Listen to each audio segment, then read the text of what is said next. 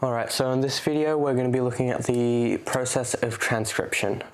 So transcription is the process by which DNA is converted into mRNA, and it's the first step in the process of converting the genetic code in a cell into functional molecules and proteins. So we have our two strands of DNA and our nitrogenous bases in between. So we have the template strand, and we have the coding strand.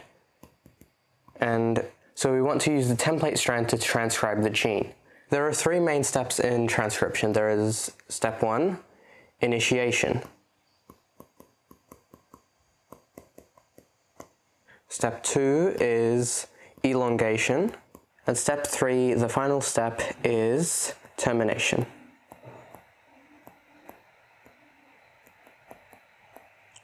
Step 1, initiation. During this step, the coiled DNA, which looks like this typically, let's just fix that up right there. The coiled DNA will be unwound, and the hydrogen bonds between the nitrogenous bases, the complementary nitrogenous bases, so remember that cytosine bonds to guanine and adenine bonds to thymine. So those will be broken and we will have our two separate DNA strands.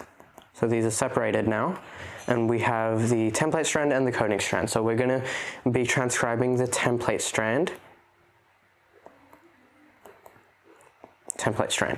And so what will happen is only the section that is to be transcribed will be annealed. The region prior to the transcription of this gene right here and the region following that will remain intact. So only this part will be annealed. So in initiation, once the DNA is separated, an enzyme called RNA polymerase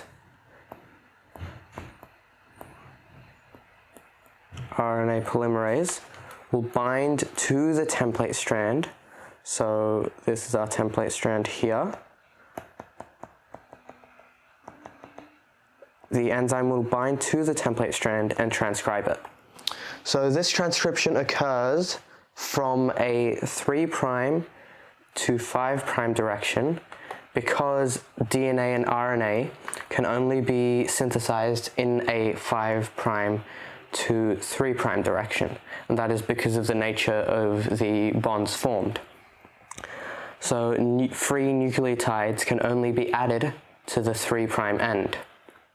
So step 1, the DNA is unwound and separated, the hydrogen bonds are broken between the nucleotide bases, and RNA polymerase binds. So step 2.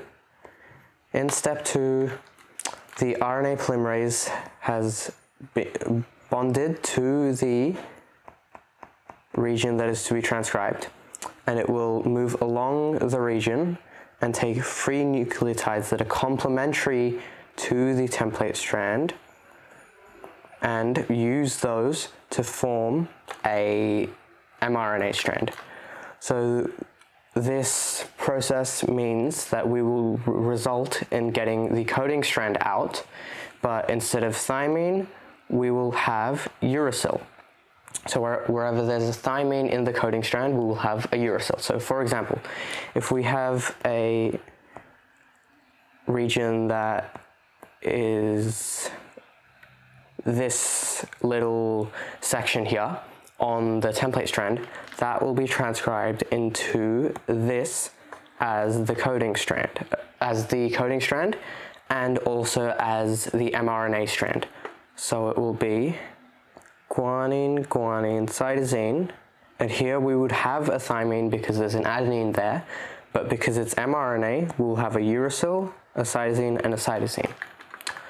So once the whole transcription region has been transcribed, the RNA polymerase will undergo the termination sequence. So that's step 3, termination. So during termination, the RNA polymerase, which has now gone to the end of the transcription region, it will detach, and our mRNA strand will also detach. And enzymes will then attach back on to the DNA to reform the double helix shape we had before. So we will get that double helix shape back.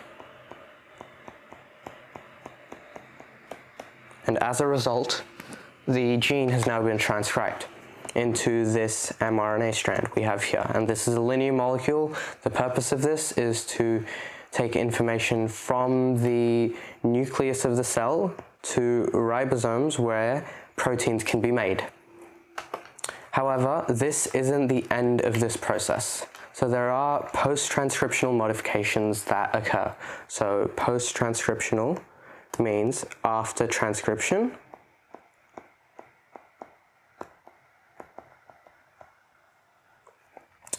So the mRNA will be modified during these post-transcriptional modifications. And so what occurs here? Well, first of all, in eukaryotes, which are cells that contain membrane-bound organelles, the genetic material contains introns. Now, introns are non-coding regions of DNA. So these non-coding regions they don't serve any purpose. So these will need to be spliced out. So they will be randomly distributed. We might have one here, and so on. So these non-coding regions will be spliced out. So we will start with this initial mRNA strand, and it will become shorter. And so following that, we will have only exons, and now exons are the coding regions that are left. So now there is a process that is undergone called capping and tailing. And capping and tailing involves adding a 5' cap. So this is the 5' end, this is the 3' end. So a 5' methylguanine cap will be added. So this is added at the 5' end. And at the 3' end, a poly A tail will be added. So this is just a sequence of adenine bases at the 3' end. And the methylguanine cap is essentially a modified sequence of guanine bases. So what's the purpose of this? This results in mature mRNA, and it is more stable.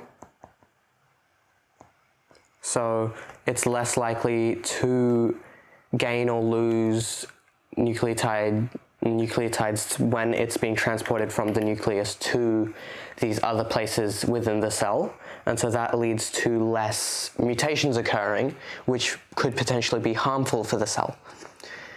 And as well as that, it also means that ribosomes will be more aptly able to attach themselves to the mRNA strand to undergo the process of translation. So our 3 main steps, we have the initiation stage, in which DNA is unwound and RNA polymerase binds to the region that it needs to be transcribed. In elongation, RNA polymerase will run along the region in a 3' to 5' direction, synthesizing the mRNA strand anti-parallel, so 5' to 3'. In the termination sequence, the RNA polymerase unbinds from the DNA, and the DNA is reconstructed into its double helix pattern, and the mRNA undergoes this is separate from the process of transcription. It is post-transcriptional modifications. So post meaning after transcription. So overall, this process results in what we call pre-mRNA. And it's called pre-mRNA because it doesn't have the 5' cap or the 3' poly A tail, and it still contains introns. And that needs to be removed, otherwise functional proteins simply will not be made within the cell. So that's the process of transcription overall. Next, we'll be looking at translation.